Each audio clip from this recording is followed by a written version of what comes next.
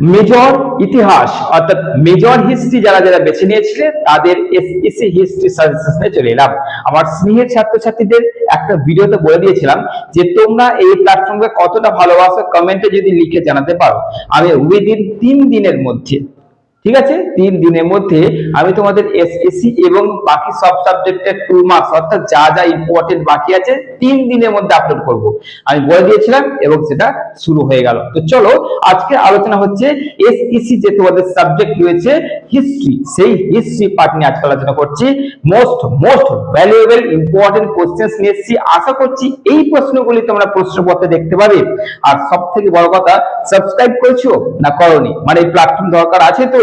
কারণ আমি ভিডিওতে বলে দিয়েছিলাম যদি এই প্ল্যাটফর্মকে তোমার প্রয়োজন নেই তো আগেই বলতে পারতে, কারণ আমি যা বলি মুখের উপর ডাইরেক্ট বলি, আমি কারোর পরোয়া করি না, আমি যা বলি পরিষ্কার মুখের উপর বলি, আর এইটাই উচিত। ওকে, যা পারবে ডাইরেক্টলি বলছি, না বলতে শেখো এবং যা বলবে পরিষ্কার বলতে শেখো, তাহলে কোনো জায়গায় ফাঁসবে না। এটা একটা নীতি কথা বলে দিলাম, কিন্তু প্রচন্ড কাজে লাগবে।